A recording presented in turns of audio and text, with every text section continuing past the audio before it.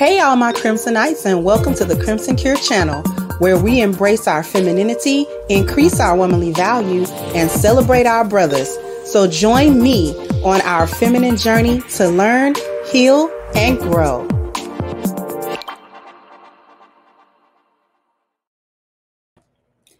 Hey there, my Crimsonites, and welcome to the Crimson Cure channel. I'm your hostess, femininity coach, and author of the Crimson Cure, and this is my perspective. So I got a clip. This is Iyanla. She recently was on Cam Newton's show, Funky Friday. That was a very interesting show. I have a tendency to watch whatever Auntie Iyanla is on because her perspectives are usually very insightful and eye-opening.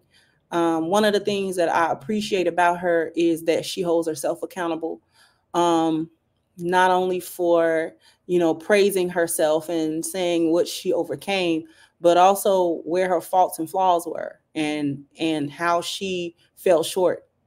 And she often talks about this, how she fell short as a mom. And so I want you guys to listen to this clip and then we'll talk about it. Like I said, I was a horrible mother. Horrible. I was a great father. Ooh, hold on. No, we gotta unpack that. We gotta unpack that. Meaning I was what? a horrible mother, meaning when my kids were growing up, I didn't know what mothering was. I didn't understand it. So, and because the father wasn't in the home, right, in a positive way, I did the providing. I did the protecting. I did the, guiding, and I didn't do the nourishing, the nurturing, the affirming. I didn't do that. I didn't have time. I had 3 kids and a job, right, and a crazy man. So I had to protect them. I had to provide for them. I had to get the rent paid. I had to make sure that they had structure and system, the things that the father would have done had he been there. I had to do. So I didn't have time to wipe boo-boos and bake cookies and tell you how cute you are and how much I love you. Come on, let's get this done. We got to go. That's daddy. Come, baby. Let me tell you what we're going to do today. That's mommy. I didn't get a time to do that. Like I said, I was.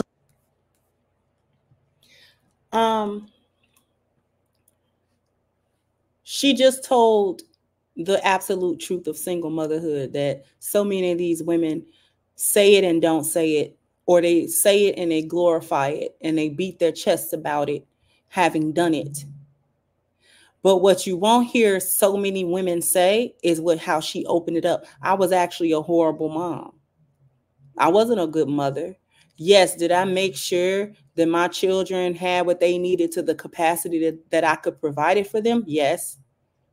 Did I do what it was that I thought was necessary to make sure that my children had a roof over their head and food in their mouth and clothes on their back and things of that nature? Sure. I maintained them.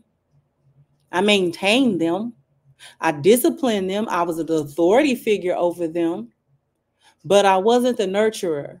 They didn't get the feminine energy out of me. They didn't get the mothering energy out of me. They got the masculine part of me because that was the energy I was in. That's what I was doing. But because of that, and she actually says it in the rest of the interview, like this is just a clip of it. But during that portion of the conversation, she was talking about how she failed her children, how it was because of that she failed her children. Because she was married when she had those children. And from what she said, her ex-husband was physically abusive to her. So eventually she left because she thought that he might actually end up like deleting her at some point. Like the beatings were bad enough that she would be like unconscious and waking up and like, oh, wait a minute. You know what I'm saying? I just got like knocked out. So she divorced him, took the 3 children, and she was saying how she was going to school and she was bringing her kids with her to classes. Like they would sit outside of the class while she was in class and things of that nature. Yes, it was maintaining them. Yes, she was trying to make sure that she could, you know, provide for them from a financial standpoint. But what she didn't give them is what hurt them the most. She didn't give them the mothering, and she had sons. And so she was like, when I look at my sons, you know, after they were adults, and I realized how much I actually hurt them, how much I didn't give them, how, in what ways that I failed them as a mother. Like I failed them as a mom. Because they couldn't get the mom out of me, and they got basically the dad out of me, for all intents and purposes, they missed it. So they missed relationship with a woman. Like their mom is supposed to be the first woman that they get example of how a woman is supposed to nurture and take care and treat a man. And she didn't give that to them because that was her role as a mom. And she didn't do her role as a mother. That's her whole point. She didn't actually do it. She took care of her children. And see, there are a lot of women, specifically a lot of Black women, that don't understand the difference of that. They think that if they got the job and they went to school and they did all of these things to make sure that their children were taken care of from a financial standpoint, that was them raising them. And there's a big difference between maintaining your children and raising your children and rearing your children and giving your children the best, you know, advantage, right? Because there are a lot of women out there who, you know, will buy their children this and that. Their children dressed in the freshest clothes. They got the latest gear. They got the latest electronics, phones, you know, game systems, all kind of stuff. They can go places they can take, but they don't spend the time. The children don't get the mom. They don't get the example of the woman, the feminine woman, and what she's supposed to bring. Both the girls and the boys miss that. The girls miss it because they don't get the feminine example of what a woman is supposed to be. They're going to emulate the single mother, but she's in her masculine. So the girl is going to emulate that. The boy doesn't get to experience his first experience with a feminine woman. Is supposed to be his experience with his mom. And he doesn't get that. So he grows up not really knowing necessarily how to respond to a feminine woman. This is why sometimes you'll have Black men that don't want single moms, because of the energy that their mother had to be in. It's not, and a lot of women take it, oh, they're disrespecting women. No, he just saw what he saw. And he interpreted that and internalized that however he did. And usually that's not going to be positive, right?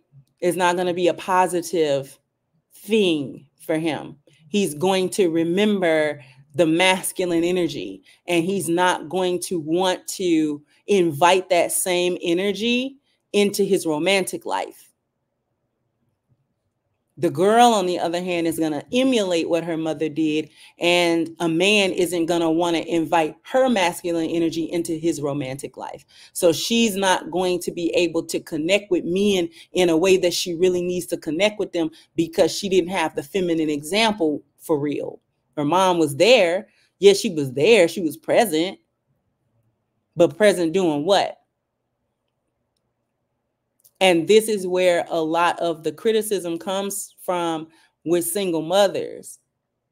It's because of what's produced out of those households 9 times out of 10. It's not a good production of the children. When they grow up to become adults, they're maladjusted more often than not. They're maladjusted. Because they're not just growing up with a woman without the balance of the man. They're growing up with a woman who's trying to take on the energy of a man, and she really can't do that. She really can't do that. So in some way, shape, or form, it's going to manifest because she wasn't in her proper space while she was taking care of them. She wasn't in her proper energy while taking care of them. So this is where you get that dichotomy. Well, my mom did do the best that she could for us in terms of she got a job, or, you know what I'm saying? And she did these things and those things to make sure that we were good in terms of where we lived and things of that nature. So, you know, I appreciate that. Like, because she could have not done that. But at the same time, the other things were missing. And a lot of women will make excuses. Well, I did the best I could. You complain, you know what I'm saying? But it's a legit complaint from the children after they grow up and reflect on their childhood and the things that they were missing. Because what happens is they get grown and they're missing tools for life that they should have. And then what they start recognizing is that I should have got it from you. And you didn't give it to me, probably because you were ill-equipped for one reason or another to give it to me. And right now, I'm not even talking about like abusive moms or mothers who are, you know what I'm saying, down bad, or mothers who are, you know, on drugs or anything like that. I'm talking about like the working single mom. I'm talking about that. So anyway, I just wanted to draw attention to that. She exposes the ugliness of single motherhood. This is where the criticisms are coming from. This is why the single motherhood epidemic is not a good one, because it produces children that come into adulthood severely ill-equipped to take on any kind of meaningful relationship. Like, the dysfunction manifests itself until the now adult child figures it out.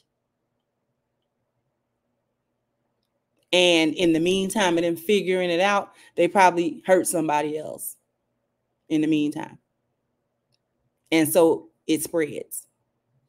Anyway, jump down in the comment section. Let me know what you think. Like, share, subscribe to the channel if you have not. Once again, I'm your hostess, The Crimson Cure, and this was my perspective. Bye-bye, Crimsonites.